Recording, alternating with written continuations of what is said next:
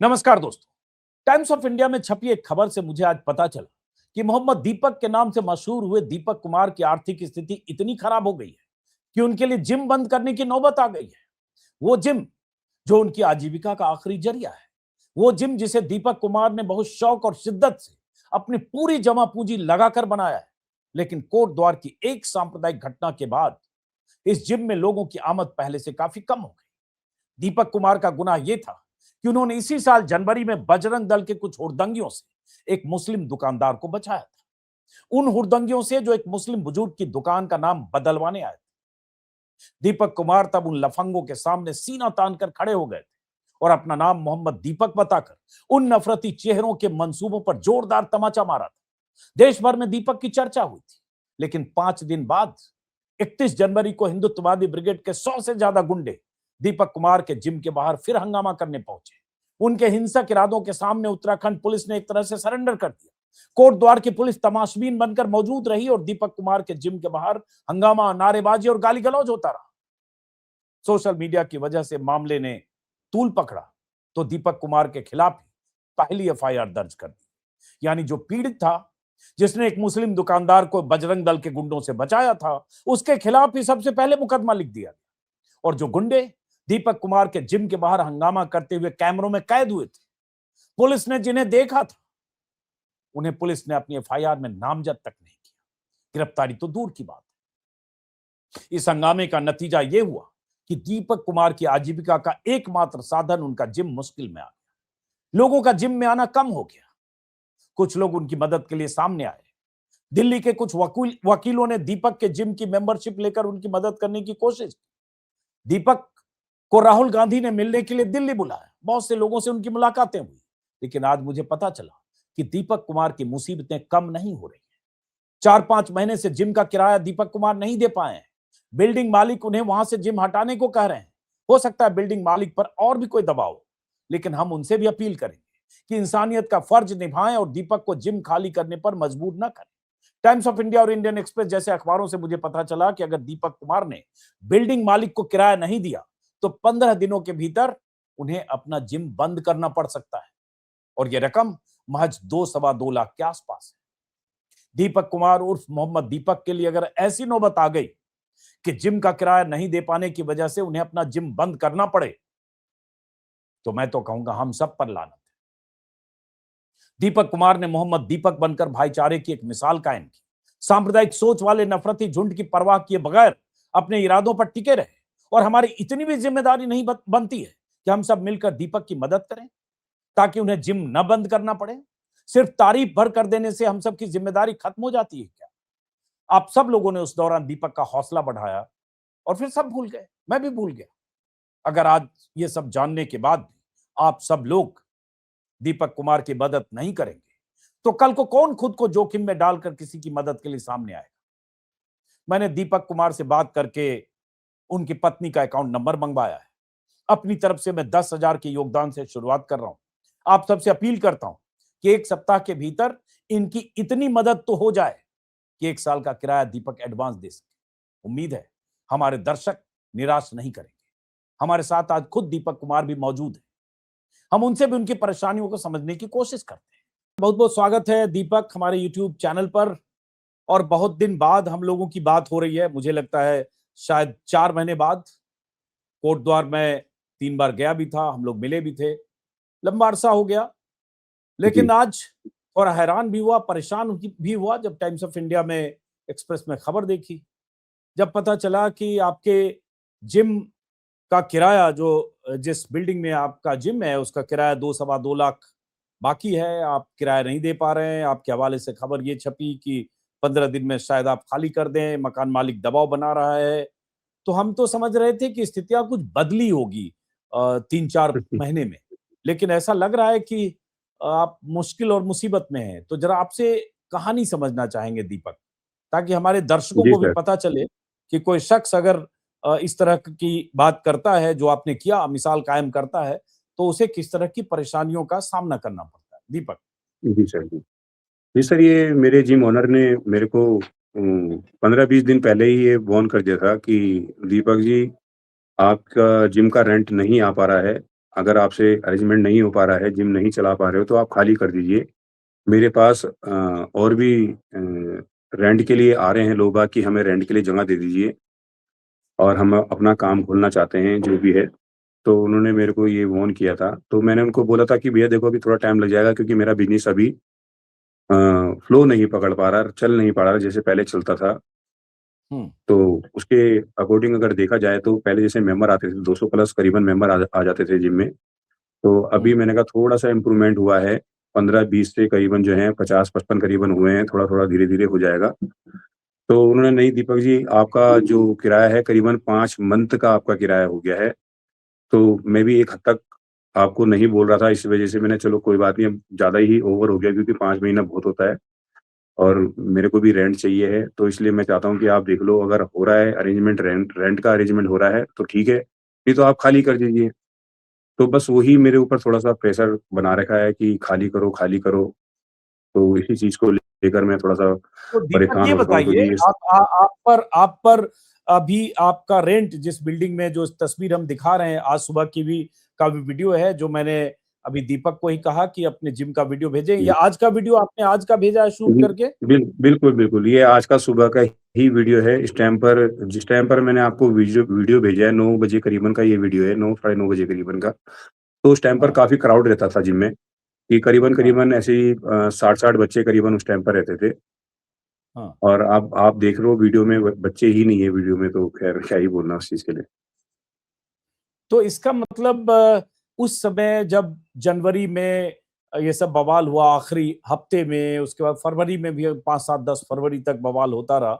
तो उसके बाद जी, से जी, कुछ जी। स्थिति बेहतर नहीं हुई, ये आप कह रहे हैं मतलब लगातार उस समय लोग नहीं आना चाह रहे थे या नहीं आ रहे थे, तो स्थितियों में सुधार नहीं हुआ पिछले 2-3 महीने में। ना, ना, ऐसा तो कोई ख़ास सुधार नहीं हुआ है, बस अब 15 बच्चे थे तो करीबन अगर 4-5 महीने में अगर आप देखें तो 30-35 ही बच्चे लगभग बढ़े हैं, तो उससे कोई मेरे को नहीं लगता जिम का तो रेंट बहुत दूर की बात है, मेरे से घर का नहीं हो पाएगा ऐसे में। क्योंकि आपको बहुत अच्छे से पता है, सभी को पता है कि मेरा जो बिज़नेस है, बिज़नेस के ही थ्रू मेरा घर परिवार चलता है। मेरी बैंक की ईएमआई वग़ैरह जाती है, बच्चे के स्कूल का फीस का है, घर का राशन-वाशन है, सब कुछ है, तो सब मेरा जिम से ही चलता है। तो कोई उसमें कोई ऐसा वो नहीं आया है कि जैसा पहले चल रहा था बीच में जनवरी के टाइम पर जब ये मैटर हुआ था, तब से अब तक कोई ऐसा कोई ख़ास इम्प्रूवमेंट नहीं है। ख़ास क्या मतलब है ही नहीं इम्प्रूवमेंट, अगर 20-30 बच्चे बढ़े तो उसको इम्प्रूवमेंट नहीं कह सकते। ये बताइए मैं दर्शकों से वैसे अपील भी करूँगा कि दीपक की मदद करें ताकि वो किराया दे सकें जिम का। एक बार कोड मैंने दीपक से मँगवाया जो उनकी पत्नी जी, का बार कोड है। बीनू बिष्ट आपकी जी, पत्नी है? जी, जी, जी भैया मेरी पत्नी। उनकी पत्नी का बार कोड है, जो हमारे दर्शक हैं हुँ, वो चाहें तो स्कैन कर सकते हैं और उसके बाद सीधे जी, दीपक की पत्नी के अकाउंट में जो भी आपकी आपकी जितनी सुविधा हो, जितना आप मदद कर सकते हैं वो आप मदद करें। और ये हम सब लोगों को एक मिसाल कायम करनी है, ये ज़िम्मेदारी हम सब की है कि एक शख्स जिसने एक सांप्रदायिकता के खिलाफ, सांप्रदायिक माहौल के खिलाफ, बजरंग दल के हुड़दंगियों के खिलाफ एक तरह से कहें तो मुकाबला किया बहुत हद तक, खतरा जोखिम मोल लेकर, उसके साथ ऐसी नौबत आ रही है, तो ये हम सबकी ज़िम्मेदारी स्क्रीन पर ये बारकोड है।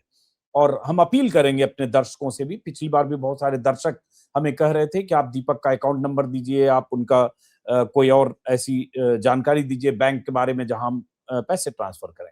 लेकिन जी, तब मैंने सोचा कि चलो बहुत सारे लोग मदद कर रहे हैं, लेकिन अब मुझे लगता है मदद की ज़रूरत। अब एक सवाल है जी, दीपक कि उस समय खबर ये आई कि आप दिल्ली भी आए, राहुल गांधी से भी मिले, कुछ और लोगों से आपकी मुलाकातें हुई, कांग्रेस सांसद, राज्यसभा सदस्य इमरान प्रताप गढ़ी से मुलाकातें हुई और कुछ जी, एडवोकेट्स जो सुप्रीम कोर्ट के थे, उन्होंने भी मदद की, जी, ये खबरें भी छपी। जी, तो हमें लगा कि आपकी समस्या का समाधान मोटे तौर पर हो गया होगा। उस बात को जी, हो गए जी, जी, फरवरी, मार्च, अप्रैल, अभी हम मई में हैं, 4 महीने। जी, तो जी, क्या जी। मदद नहीं हो पाई या इतनी मदद कम हुई कि उससे काम नहीं चल पाया नहीं, नहीं, मदद या तो नहीं? ख़ैर करी है लोगों ने। जी, सुप्रीम कोर्ट के जो अ, वकील थे उन्होंने तो काफ़ी हेल्प करी है। अभी भी हाल-फिलहाल उनका मेरे पे एक कॉल आया है। तो ऐसा नहीं है उन लोगों ने तो काफ़ी मदद करी है, सामने आए हैं। तो मगर ऐसा है ना सर मेरी बैंक की ईएमआई खुद ₹17,000 है, ₹40,000 मेरा रेंट है। तो 60-70 हज़ार रुपए तो यही हो रहे हैं तो अब जब जिम ही नहीं चल रहा था तो मैं कहाँ से करता? तो जो उन्होंने मेरी हेल्प करी है वो उन्हें कुछ बैंक की ईएमआई भरी थी, कुछ जो इधर-उधर का था वो निपटाया था। फिर उस टाइम पर तो सब कुछ चौपट ही चला था, घर का राशन-वाशन सब चीज़ें नहीं हो पा रही थी। तो उन्होंने काफ़ी हेल्प करी तो उससे काफ़ी मेरी मदद हुई थी। तो ऐसा नहीं है, उन लोगों ने काफ़ी मदद करी है मेरी। तो ये बताइए दीपक, जैसे अभी रोज 3-4 घंटे सुबह जिम खोलते हैं और शाम को खोलते जी, हैं शायद आप, जी। हाँ? और आप कह रहे हैं जी, अभी 50-60 बच्चे आ रहे हैं। हाँ, सुबह सुबह 5 बजे खोलते हैं सर और 11 बजे तक खुला रहता है जिम। हाँ। और और शाम शाम को को फिर खोलते हैं। शाम को 3 बजे से 10 बजे तक खुला रहता है। हुँ। तो ये बताइए, जैसे जिम की तस्वीर हम दिखा रहे हैं, दीपक का जिम जी, है जहाँ हर तरह के जो एक्सरसाइज के लिए, जिमिंग के लिए जो लोग शौकीन हैं, और दीपक खुद बॉडी बिल्डर भी हैं। उनकी ऐसी तस्वीरें जी, हैं जिससे लगता है कि वो जी, किस तरह से बॉडी बिल्डिंग में उनकी दिलचस्पी रही है, और वहाँ के लोगों को, जी, युवाओं के लिए एक तरह से बहुत जी, जिनको जिमिंग में इंटरेस्ट है, बॉडी बिल्डिंग में, उनके लिए। तो मैं दीपक ये समझना चाह रहा हूँ कि अगर ये किराया की समस्या का समाधान हो जाए, मान लीजिए हमारे हुँ। दर्शक और लोग जिनसे हम अपील कर रहे हैं, करेंगे, तो उसके बाद तो ये मुश्किल खत्म हो जाएगी, मकान खाली करने वाला या जो बिल्डिंग ओनर है हाँ, उसका, या जी, और भी कुछ वजह ये बैकग्राउंड में है? ना ये तो है ख़ैर, क्योंकि देखो सर मकान मालिक भी कब तक रुकेगा? वो हुँ, भी मतलब मेरे हिसाब से अगर वो 4-5 महीने रुक भी गया तो मेरे हिसाब से बहुत बड़ी बात है, नहीं तो कोई नहीं रुकता। क्योंकि उसको जो रेंट मेरे से मिल रहा है उसको रेंट कहीं और से मिलेगा तो सीधी-सी बात है। तो आजकल रुकता कोई नहीं है, वो भी इतना रुक गया मैं उनके लिए भी ख़ैर कुछ बोल नहीं सकता हूँ। ख़ैर काफ़ी महीनों तक वो रुक गए हैं तो ख़ैर उनका भी मैं शुक्रिया करता हूँ कि ऐसा कोई नहीं रुकता अदरवाइज़ और भी कोई होगा तो वो भी नहीं रुकेगा। क्योंकि उसको पता है कि मेरा तो रेंट आना है, तो मैं फालतू क्यों रुकूँ भला? अब जैसे खुद आप सोचिए कि किसी की अगर महीने की सैलरी आनी होती है, अगर वो 1 महीने की सैलरी रुक जाए, तो थोड़ा-सा उसको दिक्कत होनी शुरू हो जाती है और वो तो बंदा जो है 5 महीने रुका है, तो मेरे को उनसे तो ख़ैर कोई शिकायत नहीं है। बाकी ये है कि हाँ, रेंट के लिए उन्होंने मेरे को बोला है, "तू रेंट दे देगा।" तो मैं किसी को क्यों दूँगा भला? मैं तो चाहता हूँ कि तू तू ही जिम सँभाले और तेरे पास ही वो जमा रहे। हुँ। तो अच्छी बात है कि चलो उनकी तरफ से कोई, मुझे लगा कहीं और वजह भी तो नहीं है पीछे। अब ना जब मैं पिछली बार वजह तो दीपक, हाँ।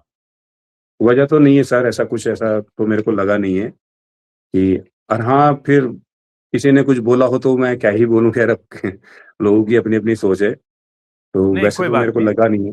जी, हाँ, जैसे पिछली बार मैं गया था तो आपकी माँ से भी मिला था, जो वहाँ चाय की दुकान जी, चलाती हैं, छोटी-सी दुकान, खुद ही जी, चाय बनाती हैं, दिन भर जी, अलग-अलग जी। जगह 200-400 मीटर में, आधे किलोमीटर तक जाके दफ्तर में, जी, दुकान में जी, चाय जाती है।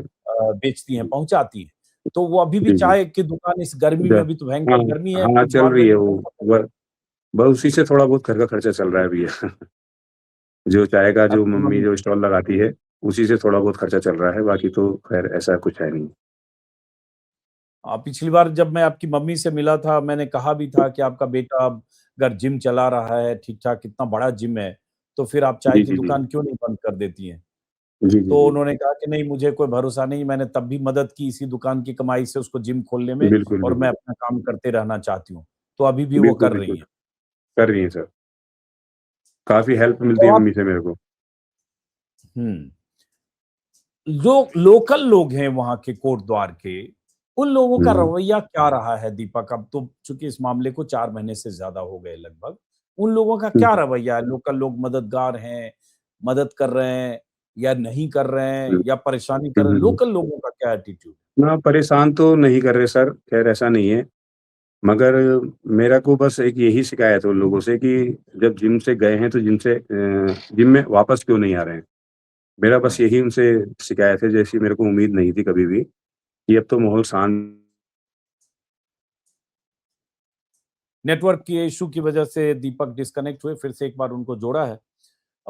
दीपक ये समझना चाहेंगे कि लोगों से किस तरह की मदद और कब तक कितनी मदद हो जाएगी जिससे लगता है कि चीजें फिर वापस ढर्रे पर आ जाएगी? 4 महीने, 6 महीने, 5 महीने जो किराए की समस्या है, या 1 साल? देखो भैया मेरे को तो अभी ऐसे ही लगता है 5-6 महीने भी ऐसे ही रहेगा और 5-6 महीने बाद मैंने कहा थोड़ा-सा माहौल चेंज होगा। माहौल तो ख़ैर देखो चेंज हो ही गया है, थोड़ा-सा माइंड लोगों का चेंज होगा मेरे हिसाब से। तो मेरे को कम से कम 5-6 महीने लगेंगे अभी थोड़ा-सा जिम की तरफ आएँगे बच्चे खींचकर। तो मेरे को लग रहा है कि थोड़ा-सा अभी थोड़ा उनका दिमाग नहीं कर रहा है या तो उनके घर वाले नहीं भेज रहे हैं। तो कुछ आए हैं, देखो अब 15 से करीबन 50 हुए हैं, तो फिर मेरे को लगता है कि 50 से 100 भी होंगे, ऐसा और नहीं है। 150 की तो कैपेसिटी है, 150 पहले हाँ, आते थे। नहीं, नहीं 200 प्लस भी रहे हैं भैया मेरे पास बच्चे, ऐसा नहीं है। जैसे हाँ, अब ये जो सीज़न चल रहा है, ये एक टाइम पर जिम का ही चल रहा है। इस टाइम पर जिम में हुँ, बहुत अच्छा क्राउड रहता है, हुँ। क्योंकि बच्चों की छुट्टियाँ-वुट्टियाँ भी पड़ी रहती हैं, तो बच्चे आते हैं। तो ये सीज़न जो है जिम का ही चल रहा है, इस टाइम पर जो टाइम चल रहा है। और जैसे जैसे 1 साल क की फीस क्या है जिम की 1 साल की सालाना? साल तो ₹12,000 है करीबन भैया, तो उसमें थोड़ा डिस्काउंट करके देते हैं हम ₹10,000। हम कोट द्वार के लोगों से भी अपील करेंगे, युवाओं से खास तौर से जी, कि दीपक कुमार के जिम में जाइए, जिम की सदस्यता लीजिए और इनकी जी, मदद कीजिए ताकि एक शख्स जिसने बार-बार कहूँगा जिसने एक मिसाल कायम की उसको ये नहीं लगे, अफ़सोस ना हो कि उसने जोखिम लिया और उसका खामियाज़ा भुगतना पड़ रहा है। अब दीपक एक बार मैं चाहूँगा जो हमारे दर्शकों को भी बारकोड फिर से दिखाएँ। ये बारकोड दीपक की पत्नी मीनू बिष्ट के नाम से है। अगर आप दीपक कुमार की मदद करना चाहते हैं अपनी सुविधा सहूलियत के हिसाब से इस बारकोड को स्कैन कर सकते हैं मेरे यूट्यूब चैनल पर और अपनी सुविधा के हिसाब से उनको आर्थिक मदद कर सकते हैं। दीपक उसके बाद मैं ज़रा केस का अपडेट जानना चाहूँगा कि उस वक़्त जो एफआईआर हो गई थी जिसमें आपके खिलाफ एफआईआर दर्ज हो गई थी उल्टे, शुरू में पहली एफआईआर आपके खिलाफ ही हुई थी। बाद में अज्ञात लोगों के खिलाफ एफआईआर हुई जिसमें वो बजरंग दल और हिंदुत्ववादी ग्रुप के लोग थे, बहुत सारा बवाल भी हुआ, एसआईटी की जाँच की भी बात हुई शायद। केस का क्या अपडेट है दीपक पूरे मामले में? उनमें से किसी की केस का तो गिरफ्तारी हुई? नहीं भैया, अभी गिरफ्तारी किसी की नहीं हुई है। वो बिंदास होकर घूम रहे हैं कोटद्वार की सड़कों पर।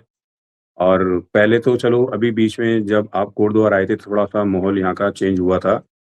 तो उस दौरान वो बीच में उनका आना-जाना बंद हो गया था। मेरे को अब ऐसा लग रहा है कि मैं देख रहा हूँ कि कहीं मैटर निकल कर आए हैं, 2-3 मैटर निकल कर आए हैं, तो वो फिर से निकल कर आना शुरू हो गए हैं। तो फिर से लोगों को, मेरे को लग रहा है जहाँ तक कि वो परेशान कर रहे हैं। अभी मैं बोलना तो नहीं चाहता, अभी एक बीच में एक मैटर और हुआ था हमारे कोटद्वार में। हुँ। वो थोड़ा-सा मुकर गए, उन्होंने मेरा साथ दिया नहीं। अगर वो साथ देते तो शायद सोशल मीडिया पर मैं एक वीडियो बनाकर डालता। कुछ उसके 2 बेटे हैं और एक फादर है उनके। उन्होंने यहाँ पर शॉप खोली है, चप्पल की शॉप खोली है। तो एक लेडीज़ उनके पास आती है, चप्पल का रेट पूछती है कि ये चप्पल कितने की है? तो उनको बताते हैं कि ये ₹20 की है। तो वही लेडीज़ उनके पास 8 से 10 दिन बाद आती है, तो वो बोलती है कि भैया ये चप्पल कितने की है? तो वो बोलता है ₹150 की है। तो लेडीज़ बोलती है कि उस दिन आपने 120 की बताई थी, आज ₹150 की क्यों बता रहे हो? तो उसने बोला कि दीदी आप शायद दुकान बढ़ाने के टाइम पर आए होंगे, रात को आए होंगे। तो रात को जब हम दुकान बढ़ाते हैं तो हम सस्ते में ही दे देते हैं जो रेट आती है। तो जो 20-30 रुपए हम कमाते हैं तो वो हम छोड़ देते हैं, कोई बात नहीं, कि बढ़ाने के टाइम पे आ रहे हैं तो हम रेट टू रेट दे देते हैं। तो उसने बोला कि अगर आपको उसी रेट में चाहिए तो फिर आप दुकान बढ़ाने के टाइम पर आ जाना, मैं आपको दे दूँगा। तो उसने बोला कि आप कैसे बात कर रहे हो, ये सो वो, थोड़ा बदतमीज़ी उस लेडीज़ ने दिखाई उनके साथ। तो थोड़ी देर हुँ। बाद वो अपने पति को बुला के लाई, तो उनका पति जो था वो बजरंग दल में था, बजरंग दल अच्छा, में है। अच्छा। हाँ, तो जब उसने सुना कि मुसलमान के यहाँ ऐसे-ऐसे हो गया, तो वो आया, तो उसने 2 दिन थप्पड़ मारे अच्छा, वो उसको। चप्पल बेचने वाली जो लेडी थी, वो मुस्लिम थी? नहीं, नहीं, जो बंदा चप्पल बेचने वाला था वो मुस्लिम था और लेडीज़ हाँ, जो सॉरी थी वो चप्पल बजरंग दल बेचने वाले की वाला वाइफ़ बंदा थी। था, लेडी मैंने समझा, बंदा था, चप्पल बेचने वाला जो था वो हाँ, मुस्लिम। जी, जी सर, जी। तो उसके बाद उसने थप्पड़-वप्पड़ मारे, उसने थप्पड़ मारने के बाद उसने उसको अरेस्ट भी करा दिया। पूरी रात वो थाने में बंद रहा और अगले दिन उसके पापा आए, तो पापा ने जैसे-तैसे करके उसको छुड़वाया। छुड़वाया भी कैसे, तो उन्होंने बोला कि आप ₹51,000 की पर्ची कटाओ गौशाला के नाम से। अच्छा। उस बजरंग दल वाले ने बोला कि आप ₹51,000 की पर्ची कटाओ गौशाला के नाम से। तो उसने बोला कि मैं तो गरीब आदमी हूँ, ₹51,000 मैं कहाँ से दूँगा? वैसे तो आप काम अच्छा बोल रहे हो कि गौशाला में जा रहा है पैसा, मुझे कोई दिक्कत वाली बात नहीं है। आपने गौशाला का नाम लिया तो मैं ₹5100 की हद से हद मैं कटा दूँगा, कोई हुँ। बात नहीं। भले ₹51,000 की तो मैं नहीं कटा सकता। फिर बात वहीं पे थोड़ा बहुत बढ़ी, तो उन्होंने ₹20,000 का उसको बोला कि ₹20,000 की आप कटाओ पर्ची। तो उसने ₹20,000 बेटे को छुड़ाने के चक्कर में उनको ₹20,000 दिए और उसने बोला कि मेरे को पर्ची दे दो। जो मोमडन थे, उनके पिताजी, उन्होंने बोला कि मेरे को, मैंने जो आपको ₹20,000 दिए उसकी गौशाला की मेरे को पर्ची दे दो। तो उसने पर्ची भी नहीं दी उस टाइम पर उनको। उसने कहा दे देंगे, कल-परसों दे देंगे, तो 2-3 दिन हो गए तो उनको पर्ची नहीं मिली, तभी मेरे को बात पता चली, तब मैं उनके पास गया ये बात पूछने के लिए। मगर वो थोड़ा डर रखे थे, तो इस वजह से वो शायद सोशल मीडिया पे नहीं आना चाह रहे थे। तो वो यही कह रहे थे कि हमने पहली बार थाने का मुँह देखा है, तो हम इस चीज़ से बचना चाहते हैं। ये अब हुँ। फिर से निकल कर आना शुरू हो गए हैं। देखिए किस तरह की वसूली हो रही है। पहले जी, जो 26 जनवरी की घटना है जिसमें एक मुस्लिम बुजुर्ग दुकानदार जिनकी दुकान का नाम बाबा ड्रेसेज जैसा कुछ था, वहाँ पहुँचे थे कुछ लफंगे जो चाह रहे थे कि बाबा ड्रेसेज हटाओ, दुकान का नाम बदलो। जी, और उसके बाद जो पूरी कहानी आप जानते हैं, अब दीपक बता रहे हैं कि कोई और घटना हुई जिसमें कोई चप्पल बेचने वाला मुस्लिम दुकानदार था और उसके साथ इस तरह की बदसलूकी और एक तरह से एक और उसके खिलाफ शिकायत और गिरफ्तारी और उसके बाद गिरफ्तार हो गया मतलब पुलिस ने अरेस्ट कर लिया था उसको या थाने ले गया? तो थाने ले गए थे उसको, वो वही ले गया था थाने उसको थप्पड़-वप्पड़ मार के, और अच्छा, थाने में उसने बंद भी करा दिया। पुलिस ने उसको पूरी रात बंद रखा, फिर अगले दिन छोड़ा। छोड़ा तो चलो ये और तो उसके कोई बदले मैटर नहीं, चलो वसूली हो कोई बात गई नहीं। गौशाला के नाम मैं पे। तो चलो इस हाँ, मैं वही कह रहा हूँ, अगर तुम गौशाला चला रहे हो, गोरक्षक बन रहे हो, तो आप पर्ची कटाओ, हिंदू से कटाओ। आपका क्या मतलब बनता है मुसलमान से पर्ची कटाने का? आप टारगेट तो वैसे मुसलमानों को करते हो और पर्ची भी आप उन्हीं से कटवा रहे हो।